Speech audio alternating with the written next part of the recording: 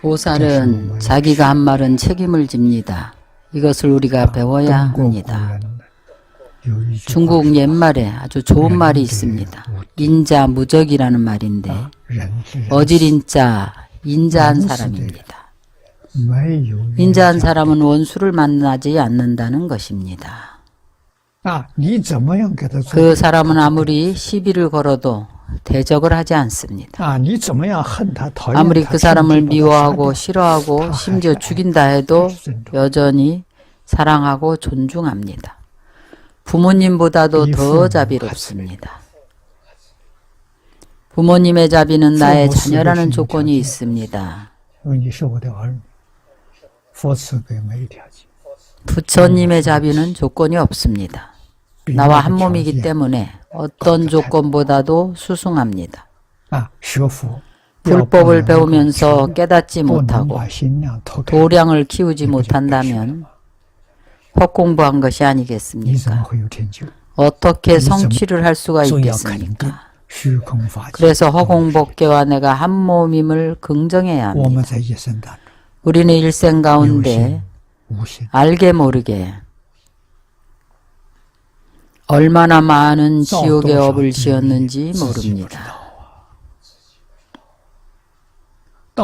임종할 때가 되어서 염라대왕과 만날 때에 귀신이 그 기록한 자료들을 줍니다. 보관한 파일 자료들을 보여줍니다.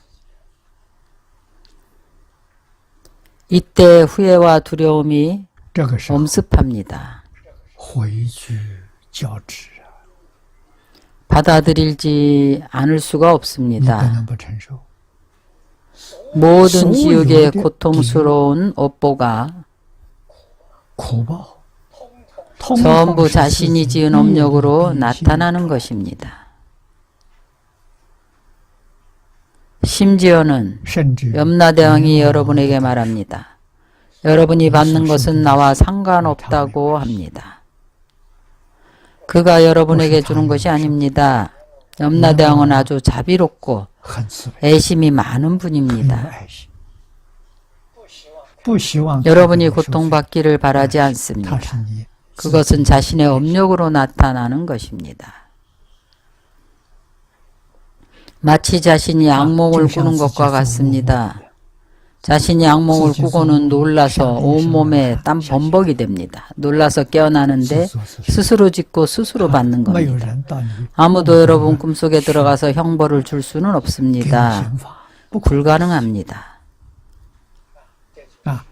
이것이 경전에서 말씀하신 일체법이 마음에서 생각으로 생긴 것입니다. 육도윤회가 마음에서 생각으로 생긴 것입니다. 아비지옥이 마음에서 생각으로 생긴 것이고 축생 아기가 모두 마음에서 생각으로 생긴 것입니다. 여러분이 어떤 마음인가에 따라서 그곳으로 가는 것입니다. 우리가 10법계의 업인을 전부 다 구족하고 있습니다. 우리는 불법계의 업이 있고 보살법계의 업이 있습니다. 성문의 업이 있고 영각의 업이 있습니다. 천인의 업이 있고 인간의 업이 있습니다. 아수라의 업이 있고 지옥의 업이 있습니다. 아귀의 업이 있고 축생의 업이 있고 모두 다 있습니다. 내생에 10법계가 바로 우리 눈앞에 있습니다. 어느 쪽 힘이 큰가에 따라서 그쪽으로 갑니다. 만약 우리가 이 사실과 진상을 분명히 안다면 우리는 불보살의 길을 갈 것입니다. 불보살의 길 가운데 가장 수승한 것은 아미타불의 극락세계입니다. 가는 방법이 정말 간단합니다. 정말로 믿고 진심으로 발언하고 진심으로 염불하는 것입니다. 우리는 오늘날 이 세 가지가 다 문제가 있습니다. 믿음의 문제가 있습니다. 반신반의하는 것은 정말로 믿는 것이 아닙니다. 극락왕생 발언에도 문제가 있습니다. 이 세상에 아직도 많은 원이 있습니다. 내려놓지를 못합니다. 내려놓지 못하면 모두 다 장애입니다. 마음의 연부를 하고 싶어서 몇 번 연부를 하면 생각이 다른 데로 가버립니다. 불교 용어로 실념이라고 합니다. 생각을 잃어버리고 망념이 현존하는 것입니다. 이것은 공부가 힘을 얻지 못한 것입니다. 우리는 불교를 배운 지 며칠 안 돼서 왕생하는 사람을 보았습니다. 왜 그럴 수 있을까요? 신심과 발언, 연불행이 부족했기 때문입니다. 모두 다 진실했기 때문입니다.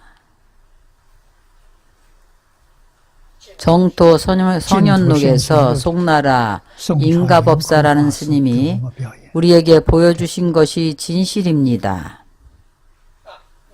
악업만 짓고 산 한 비구 스님이라 결정코 무간지옥에 떨어질 것이었습니다. 그는 임종때가 되어서 참회를 한 것이 아닙니다. 그는 그렇게 하지 않았습니다. 그는 정신이 아주 맑은 상태에서 지옥고를 생각하니 두려움이 현전했습니다.